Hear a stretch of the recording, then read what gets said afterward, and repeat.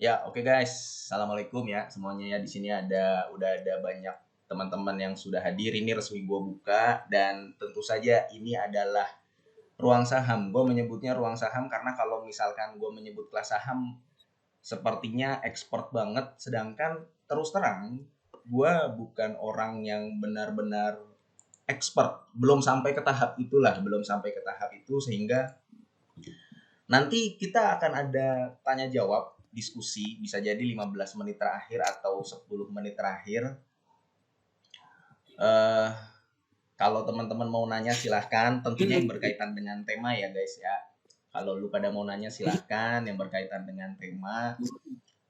Dan kalau misalkan ada pertanyaan yang nggak bisa gue jawab, ya ada pertanyaan yang tidak bisa gue jawab, nanti gue akan ya tawarkan karena terus terang ini banyak yang ikut dan sebenarnya bukan pemula lagi sih, padahal di Instagram gue udah bilang bahwa ini buat dasar-dasar ya, dan tentu saja tadi gue bilang juga ini akan gue upload di YouTube. Nah sekarang begini guys, buat lu yang pada baru masuk ke pasar modal, ini gue screen share ya. Buat lu yang baru masuk ke pasar modal, sekali lagi gue sampaikan, selamat datang di pasar modal. Tempatnya ada 10 juta orang lebih karena kan Indonesia itu ada 200 juta penduduk. Nah, yang ada di pasar modal itu baru sekitar 10%, belum sampai 20%. Artinya masih sekitar ya belum sampai 20 juta malah. Bahkan kalau misalkan dilihat di sini, orang-orang di pasar modal itu ada sekitar 10 jutaan. Katakanlah 10 juta. Dan 10 juta itu tidak semuanya paham betul soal saham. Tidak semuanya paham betul soal saham sehingga ya sebenarnya perlu dididik, perlu diedukasi. Cuman kan kadang-kadang kalau misalkan kita mau mendapatkan pendidikan ada yang berbayar. Nah, ini gua coba membuat ruang saham ini. Nah, sebenarnya saham itu apaan sih? Dan gini, langsung to the point aja supaya tidak lama-lama. Ketika lu mau memilih saham, hal apa yang sebenarnya harus diperhatikan, dan nanti gue akan langsung praktek aja gue melakukan apa ketika gue mengincar suatu saham. Nah, ini langsung gue tulis di sini ya. Hal dasar yang perlu diketahui untuk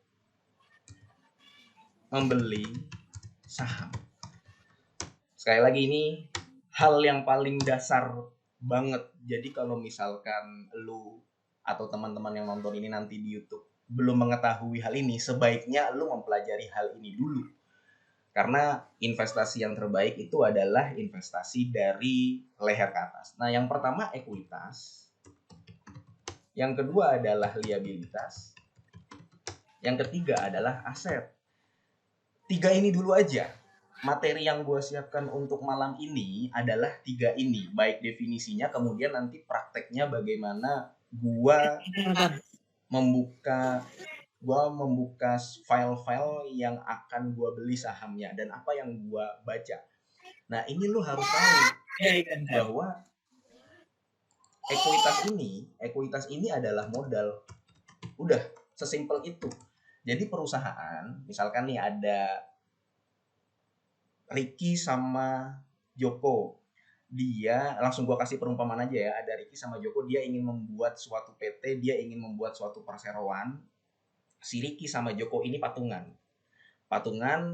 kita modalnya berapa nih masing-masing, katakanlah 2 juta, berarti modal dari perusahaan itu adalah 4 juta. Udah, yang perlu kita ketahui sebagai pemula, ekuitas itu adalah modal.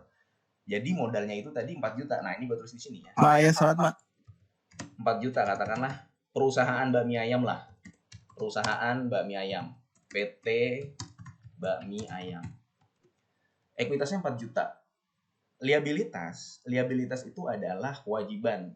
Jadi ada yang mengatakan liabilitas adalah hutang. Nah, tapi sebenarnya yang lebih pasti adalah dia kewajiban. Kewajiban yang harus dipenuhi oleh perusahaan baik jangka pendek atau jangka panjang. Tapi kita nggak akan membahas jangka pendek dan jangka panjangnya. Kita membahas definisi si liabilitas itu sendiri. Liabilitas itu adalah kewajiban atau hutang. Nah, contohnya kan tadi tuh ada si Ricky sama Joko. Nah, ini gua lebarin ya. Ada si Ricky sama Joko. Dia baru menyetorkan 4 juta untuk membangun PT Bakmi Ayam. Dia mau jualan mie ayam nih. Ada 4 juta ekuitas dari PT Bakmi Ayam. Kemudian ternyata mereka merasa, wah kalau kita mau bangun bakmi ayam nih untuk menjalankan operasional, kan bakmi ayam itu nggak bisa cuman teori, dia harus beli gerobaknya ya kan, dia harus beli yang namanya mie-nya di pasar, dia harus beli kecapnya, dia harus beli bumbu-bumbunya. Maka si Ricky sama Joko ini ya sebagai direktur dan wakil direktur katakanlah, dia coba berhutang. Coba berhutang kepada pihak ketiga, katakanlah Bank A. Nah, dia minjem sekitar 6 juta. Katakanlah seperti itu ya. Jadi, dia memiliki kewajiban 6 juta yang nanti harus dibayarkan. Karena 6 juta ini kan dia minjem. Dia liabilitas. Dia masuk ke pembukuan perusahaan sebagai liabilitas. Sebagai kewajiban yang nanti di kemudian hari harus dibayarkan oleh PT Bakmi Ayam. Nah, jadi si PT Bakmi Ayam sekarang udah punya duit nih, punya duit 10 juta. Itu yang nanti dikatakan aset. Nah, 10 jutanya ini nanti dibelikan apa aja? Dibelikan gerobak, dibelikan panci yang gede tuh buat masak mie ayam, ya kan? Kemudian buat sutil apa ya nyebutnya ya? Ya pokoknya bukan sutil sih sebenarnya, yang sendok gede itu, ya sendok lah pokoknya, sendok dan sebagainya dan sebagainya. Nah, lu harus paham, teman-teman yang baru ya, yang udah paham mah ya udah, yang baru yang mau masuk ke dunia saham, lu harus paham ketiga ini, ekuitas, liabilitas sama aset. Aset itu adalah jumlah dari ekuitas sama liabilitas. Udah sesimpel itu. Kalau misalkan asetnya 10 juta, kemudian dia memiliki kewajiban 6 juta, maka pasti ekuitasnya 4 juta. Itu gambaran kasar yang harus dipahami sebagai orang yang mau nyemplung ke saham. Nah, makanya gue katakan dasar.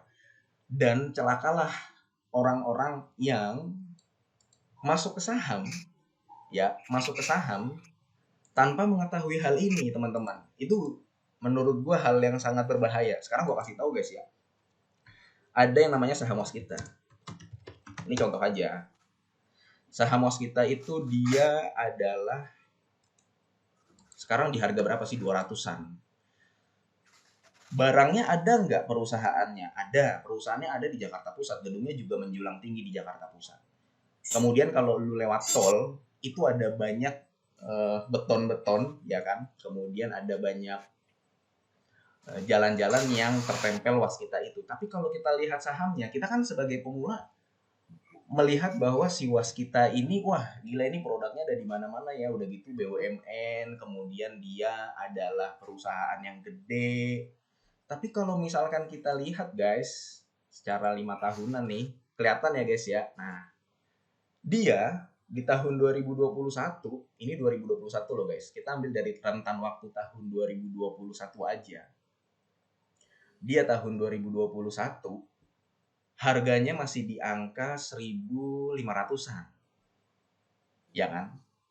Tapi sampai sekarang di tahun 2023 tanggal 30 Mei harga sahamnya itu ada di angka 202. Loh, bagaimana mungkin sebuah perusahaan yang produknya banyak ya, yang kemudian dia banyak digunakan oleh perusahaan-perusahaan untuk membangun jalan tol, membangun gedung, proyek pemerintahnya banyak, tapi sahamnya kok nyungsep.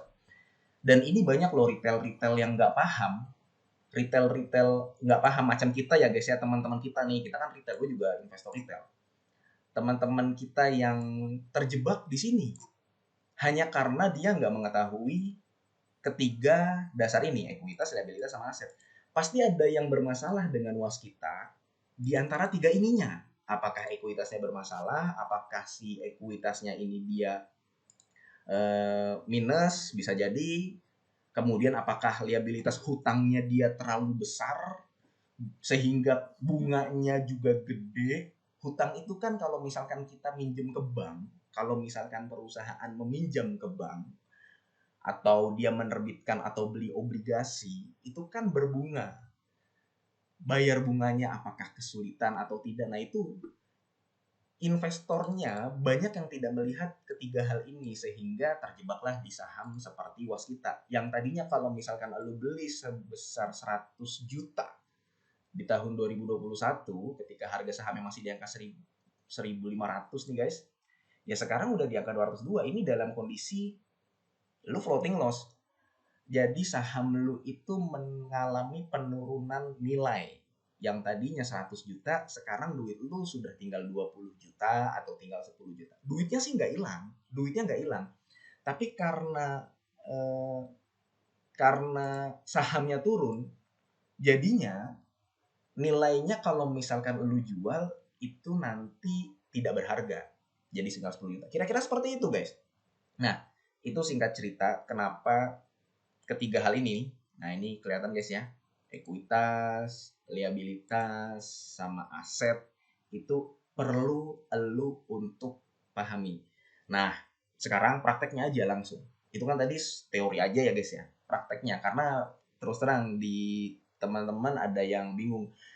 Eh, teman-teman gue sih ada yang di kuliah, ada yang di SMA gitu ya, mau belajar. Gue juga masih belajar. Sekali lagi gue katakan, nah ini gue mau berbagi ilmu saja karena gue sudah mendapatkan ilmu lebih dulu dari orang yang lebih berpengalaman. Jadi gini, Jack, gue mau beli saham. Saham apa yang bagus, ya kan? Jack, gue mau beli saham. Gue harus ngeliat apa dan gue harus mulai dari mana? Yang biasanya gue lakukan adalah begini guys.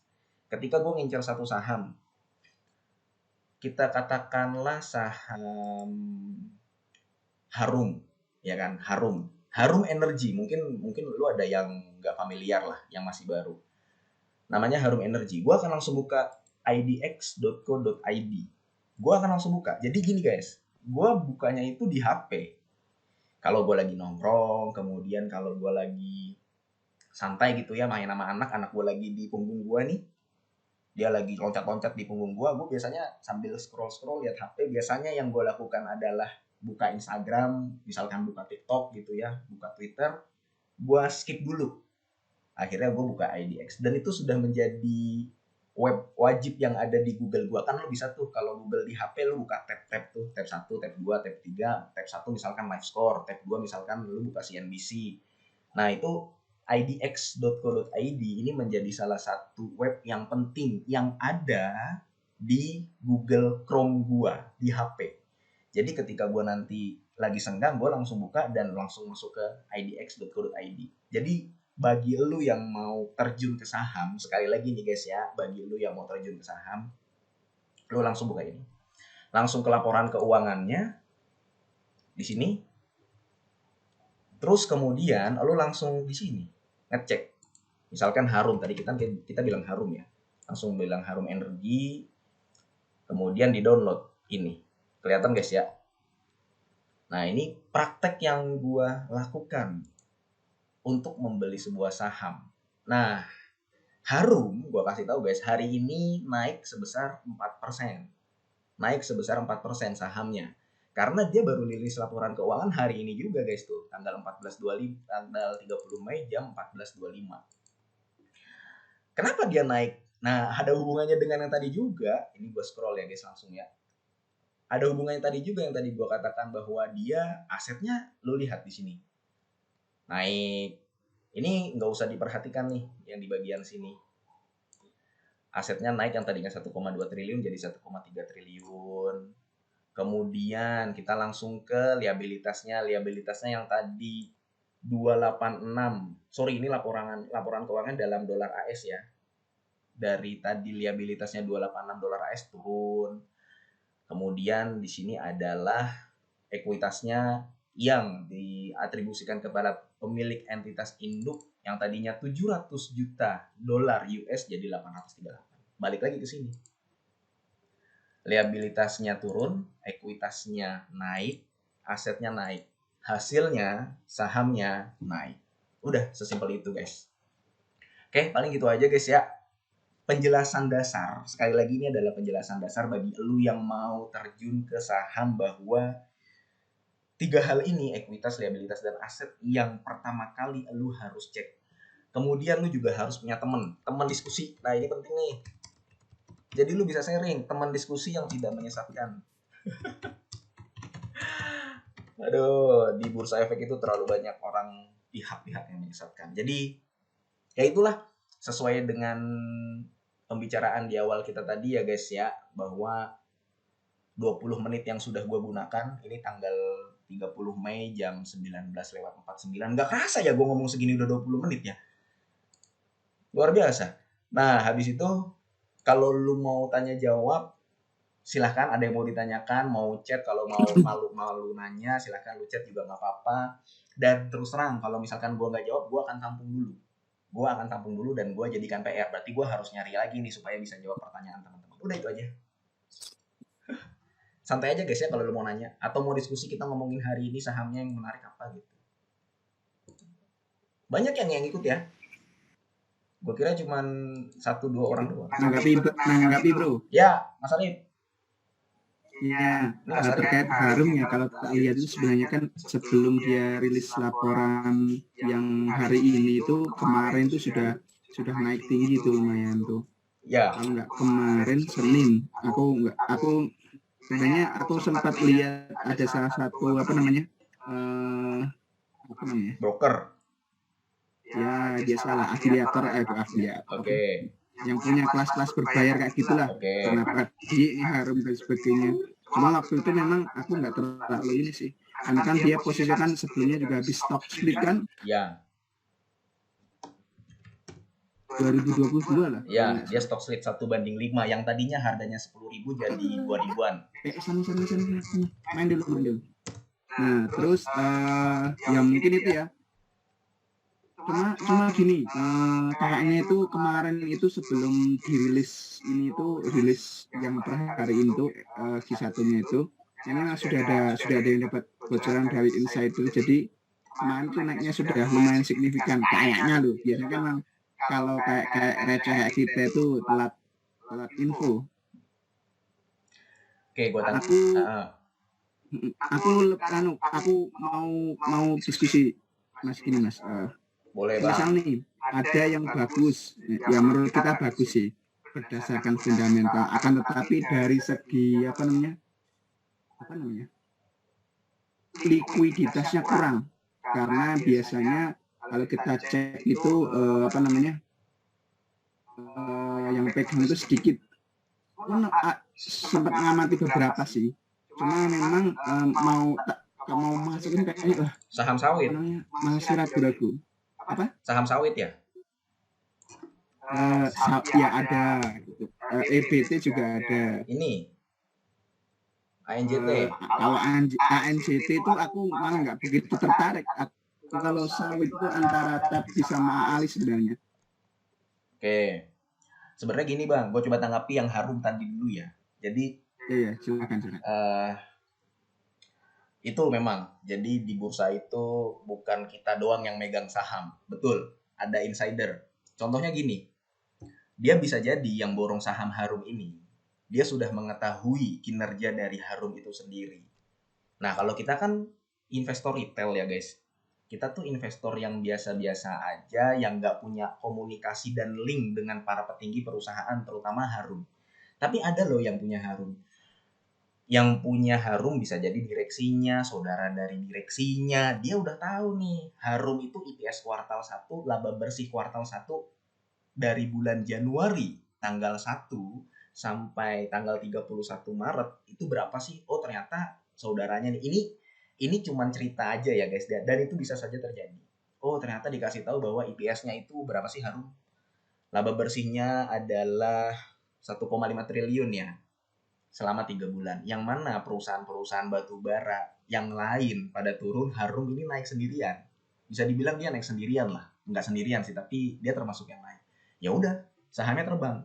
Nah, kalau kita bagaimana? Ya kita tinggal memilih, kita mau ikut si Harum ini atau mau kita coba cari saham lain kayak begitu. Jadi insider atau orang dalam gitu kan, bisa aja dia borong. Contoh yang paling real di depan mata apa bang? Pegas. Tadi tahu nggak RUPS Pegas jam 1? Pegas itu RUPS jam 1 ya. Ya, Coba pentingannya perhatikan, kan dia sahamnya turun dulu bang. Pegas tuh sahamnya turun dulu. Dia sempat drop tuh. Nih ya, gua buka di ini ya, di screen ya. Dia ngedrop nih. Jam berapa nih? Jam 2 dia ngedrop. Jam 2 siang. Itu kita lagi di jalan, kita lagi nggak mantengin HP. Tapi ada nggak yang mantengin si Pegas ini? Ada. Siapa? Orang-orang yang RUPS. Yang udah tahu nih. Jadi waktu di presentasi RUPS kita merekomendasikannya laba bersih yang dibagikan sebagai dividen 50% atau 40% aja sehingga dividennya kecil. Ternyata misalkan nih pemegang saham pengendalinya nggak mau, pemerintah Indonesia katakanlah ya, gue maunya dibagikan aja 70%. Ya udah, sahamnya berangkat naik lagi. Gitu bang. Jadi insider itu kan bisa dikatakan insider juga, orang yang ada di dalam RUPS itu, yang di dalam ruangan nih. Makanya kemarin kenapa gue ikut RUPS TAPG, biar juga gue bisa memantau nih dividennya berapa. Oh ternyata 38, ya udahlah nggak apa-apa. Pegas bisa jadi begitu. Sama kayak PTBA tahun lalu. Si direksinya, Arsal Ismail, Pak Arsal, dia minta bahwa yang dibagikan cuma 50% aja lah dividennya. Itu PTBA kejadian juga, sama seperti Pegas hari ini. Ternyata PT Inalumnya yang dari pemerintah Indonesia bilang ya udah dibagiin aja semua 100%. Katakanlah kita lagi butuh duit kok, ya udah sahamnya naik lagi gitu. Insider juga kan sebenarnya yang di dalam ruangan itu akhirnya yang tadinya ngejual berangkat lagi, borong main HP. Pasti RUPS itu rata-rata yang di dalam RUPS pada main HP semua, itu bisa jadi pemain-pemain gede udah nyiapin duit gitu loh. Itu sih, itu soal insider ya. Dan ya gitulah. Akhirnya PTBA naik bang hari ini.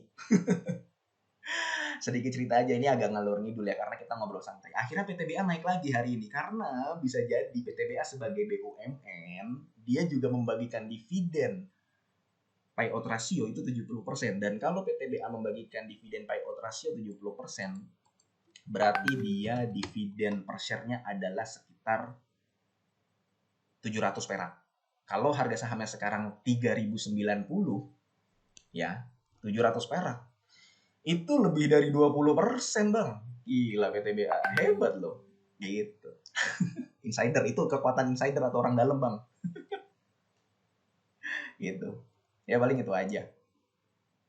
Barangkali ada yang mau diskusi lagi, tanya jawab santai, monggo. Sebelum kita diusir sama Zoom ya, karena Zoom ini gue belum premium, belum langganan, jadi bisa jadi nanti mati sendiri. Gitu. Itu sekilas drama soal IHSG, soal saham. Atau ada yang mau nanya di chat? Coba gue lihat chat ya. Di chat ada nggak? Cara ngeliat chat gimana sih? Nggak ada nih di chat. Ya itu, intinya adalah kalau misalkan lu pada mau masuk ke saham, ya ini, ekuitas, liabilitas, hal dasar. Hal dasar. Ketika lu udah mengetahui ini, ekuitasnya dia per tahun, ada satu contoh bang, gue kasih tahu ya buat teman-teman yang baru masuk saham. Ini gue kasih hitung-hitungannya. Jadi gue ada saham Antam. Nah, ini yang ada di laporan keuangan biasanya langsung gue rekap di sini. Nah ini ada yang saham Antam, gue coba cari ya, Antam, ANTM. Kenapa Antam? Lu boleh lihat masing-masing di Google ya, di dalam 5 tahun terakhir sahamnya Antam ini kemana.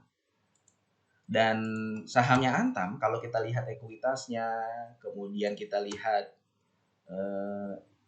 asetnya, ya dia naik terus. Nih, ini hitung-hitungan kasar ya, hitung-hitungan kasar bagaimana sebuah ekuitas, sebuah aset dan liabilitas itu sangat berpengaruh. Ini banyak, ada aset, ada penjualan bersih, kemudian ada beban pokok penjualan, ada dividen payout ratio, ada rasionya juga nih, ROE-nya. Tapi yang kita fokuskan adalah di sini. Ini lu abaikan dulu nih dari penjualan bersih ke bawah. Ya, gua kasih tanda hitam. 2017 dia ekuitasnya 18 triliun si Antam ini. 2018 19 triliun. Oke, dia turun di tahun 2019. Dan di tahun 2020 karena ini situasinya abnormal. Ada pandemi, ya kan? Tahun 2021 naik lagi, tahun 2022 23 triliun. Sekarang kalau kita lihat sahamnya Antam, ya naik juga.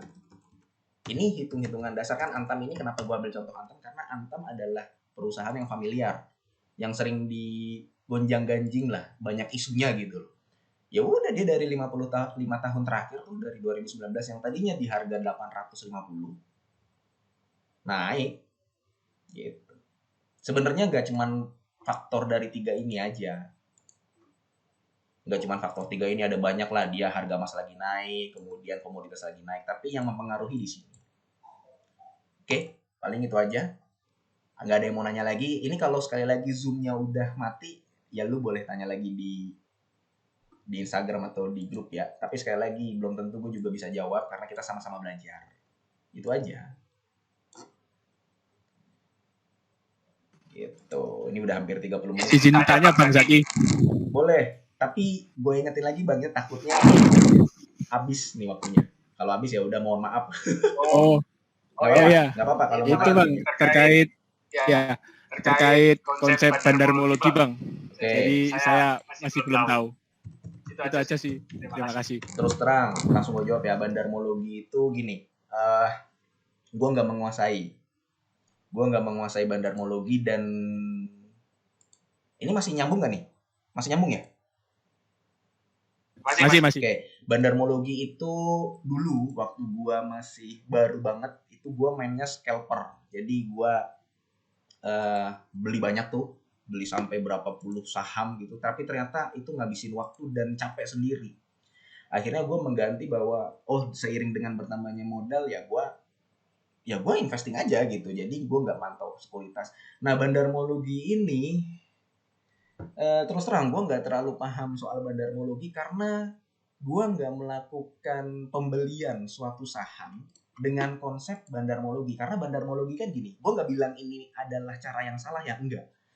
Di pasar modal itu ada berjuta-juta orang dengan metode-metode yang berbeda supaya mendapatkan keuntungan. Itu. Nah, gue nggak mengatakan bahwa bandarmologi ini salah, tapi bandarmologi itu sangat jarang melihat yang tadi gue katakan, laporan keuangan. Biasanya dia melihat pergerakan bandar. Bandar ini nanti beli apa, kemudian bandar A nih, dia beli di harga bawah nih. Ya udah, kita ikut kereta deh, kita juga ikut masuk nih, nanti pasti dinaikin. Nah, itu konsep-konsep bandarmologi salah satunya begitu ya. Dia nggak melihat kinerja perusahaan, sangat jarang atau bisa dikatakan nggak melihat. Dia melihat keluar masuknya bandar, keluar masuknya orang-orang yang memiliki uang yang besar. Misalkan beli saham Bumi di harga 50, ada nih orang masuk nih. Bumi tahu kan ya, saham Bumi ya.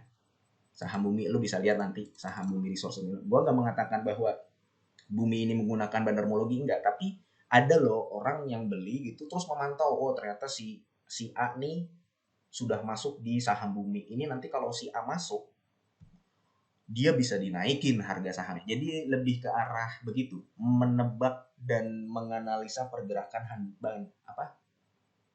bandar, pergerakan big money. Dan gua terus terang tidak melakukan hal tersebut. Yang gua lihat adalah ya ininya, di kinerja dari perusahaan. Dan makanya gua membuat hitung-hitungan seperti ini. Jadi walaupun sahamnya turun, gua tahu bahwa saham ini nggak ada masalah kok sampai saat ini, ya udah gue tetap hold aja gitu. Itu Bang yang bisa gue jawab ya, barangkali ada yang mau nambahin silakan.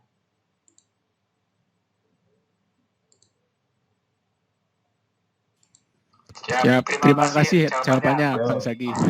Silakan. Kalau nggak ada yang mau nanya lagi, ya udah gue tutup. Nanti mungkin ada part 2-nya lagi. Ini sorry gue nanya nih ya. Gue coba cek dulu, ini pesertanya ada berapa ya? Terus terang ini di luar ekspektasi gue nih guys. Nih, pesertanya ada 12 ya. Padahal gue kira tuh cuma ada 2 atau 3 atau 4. Ternyata ada banyak ya. Ya paling itu Bang, abang-abang gue sekalian, teman-teman yang ada di belanja saham. Yang gue lakukan adalah melihat kinerja dari sebuah perusahaan. Dan gue gak mengatakan cara bandarmologi itu jelek atau salah, enggak. Semua orang punya caranya masing-masing. Yang penting tujuan akhirnya adalah duit kan. Kita kan menggunakan duit kita dan kita pakai duit kita sendiri. Ya kalau duit kita habis di saham, kita diomelin sama istri lah. Ya yang bagi yang udah punya istri. Kalau misalkan untung, ya istri juga seneng kan. Ya kenapa gua terus di sini, ya istri gua ada di sebelah gua dan dia tahu bahwa keuntungan gua berapa, ya udah gue bikin kelas begini atau bikin ruang saham diskusi begini, dia support aja gitu. Gitu bang. Dan yang gue gunakan ini tadi apa ya, ya itulah investing ya. Gue juga belum punya nama buat itu sih, ya pokoknya gitulah. Trap plan-nya gitu berdasarkan laporan keuangan aja. Dan ya itu tadi salah satu contoh yang harga sahamnya naik ya Antam ini gitu tuh bang ya. Ya udah gitu aja paling, ini udah gua akhiri aja. Sebelumnya mohon maaf nih karena Zoom-nya belum premium, nanti gua cek ombak lagi kalau misalkan memang ternyata banyak nih yang suka, ya udah gua coba langganan premium kalau sekarang belum. Ya udah mudah-mudahan ini bermanfaat dan semoga lu sehat selalu sehingga kita bisa bertemu kembali di video-video selanjutnya. Gua akhiri ya bang ya. Wassalamualaikum warahmatullahi wabarakatuh. Waalaikumsalam warahmatullahi wabarakatuh. Terima Makasih banyak Bang Zaki. Makasih bang, makasih. kasih.